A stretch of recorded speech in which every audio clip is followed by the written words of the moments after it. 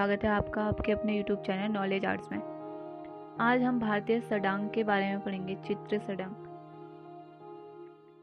वात्स्यायन जी ने कामसूत्र की रचना 600 ईसा पूर्व से 200 ईसा पूर्व के बीच में की थी और कामसूत्र से ही यशोधर पंडित ने जयमंगला नाम की टीका लिखी। कामसूत्र के प्रथम अधिकरण के तृतीय अध्याय से यशोधर पंडित ने 6 अंगों का आलेख किया, यानी कि 6 अंग उसमें से बताए।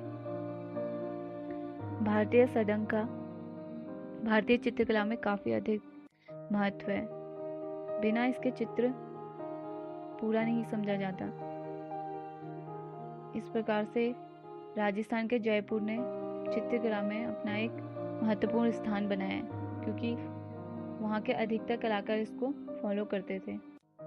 जो यशोधर पंडित थे वो जयपुर के अधिपति जयसिंह प्रथम के सभा पंडित थे एवं 179 से 501 ईस्वी के मध्य जो एक चीनी शिल्पाचार्य थे सी हो, इन्होंने भारतीय षडांग के ही अनुरूप एक षडांग का निर्माण किया था। अगर हमसे क्वेश्चन पूछा भी जाता है कि पहले किसने परिचित किया था, कौन से ऐसे चीनी शिल्पकार थे।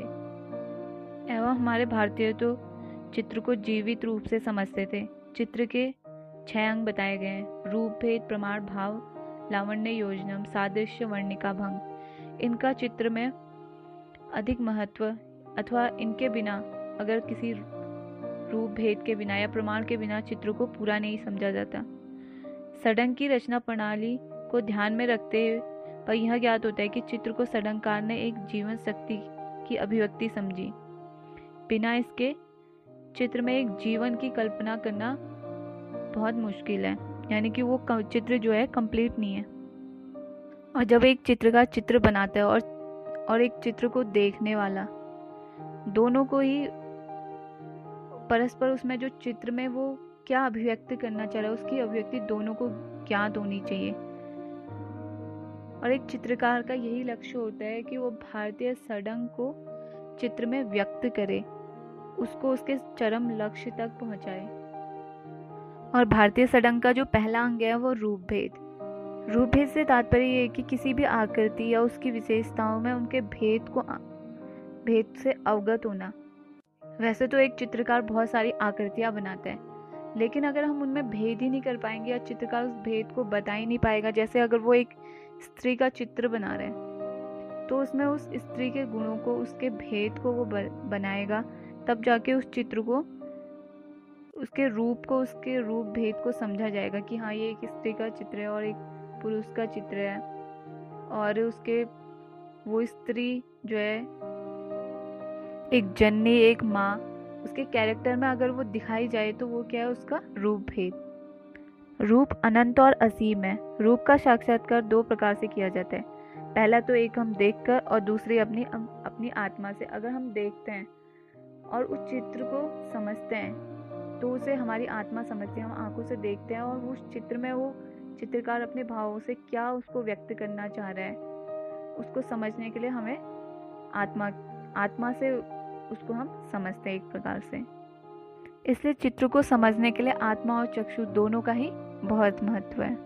वह कलाकार तब तक सफल नहीं होता जब तक संसार की सभी वस्तुओं में वो रूप भेद ना करा दे, तो उसकी स्किल्स को है हम एक डेवलपमेंट नहीं समझ सकते, यानी कि वो उस कार्य में संपूर्ण नहीं है, उसमें ये कौशल नहीं है कि वो चित्र को उसके रूप भेद में उसको दिखा नहीं पा रहा है। इसलिए भारतीय षडांग में इसे बहुत ही इम्पोर्टेंट समझा जाता है। के उदाहरण के तौर पे हमें अजंता एलोरा में जो चित्र मिलते हैं वो अपने रूप भेद को प्रकट करने में पूर्णतः संपूर्ण है। और दूसरा, जैसे दूध पिलाती स्त्री एक जननी के रूप में दिखाना, यानी कि उससे हमें पता चलता है कि ये चित्र का रूप क्या है, इस रूप का भेद क्या है। और सेकंड नंबर पे बात करें तो प्रमाण में क्या है कि किसी भी वस्तु को उसके आकार से दिखाना, यानी कि जैसे विभिन्न आकृतियों के अनुपात का सही ज्ञान प्रमाण कहलाता है। अब जैसे कोई बच्चा है तो उसको छोटा दिखाएंगे, कोई स्त्री है, कोई पुरुष है, उनको उनके लंबाई से हम उसमें भेद कर सकते हैं। कोई राक्षस है तो क्या उसकी आकृति क्या होगी, एकदम बड़ी, एकदम राक्षस जैसे बाल, हाथ, नाखून सब एकदम राक्षस की आकृति उसमें होगी। इसमें उनका अनुपात, उनकी सीमा, उनकी लंबाई, शरीर की बनावट, यह सब क्या आता है, प्रमाण के अंतर्गत आता है। जैसे क्या एक मानव है, उसके 10 ताल है, अर्जुन, राम, कृष्ण, वो मानव, और राक्षस 16 ताल के, जैसे रावण और कुंभकर्ण, और बालक होता है 5 ताल के, जैसे गोपाल, भयानक 12 ताल, भैरव, सुग्रीव और वराह, और कुमार होते हैं 8 ताल के, जैसे वामन।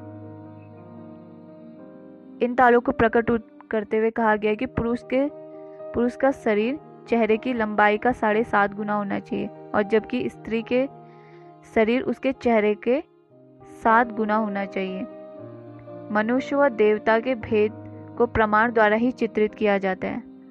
भारतीय कला के विधान में प्रमाण के 5 आधार हैं, जो मैंने आपको अभी बताए थे। भारतीय चित्र सड़ंग हमारे एग्जाम पर्सपेक्टिव से काफ़ी इम्पोर्टेंट चैप्टर है। हो ना हो 4 से 5 क्वेश्चन लगभग एग्जाम में पूछे ही जाते हैं।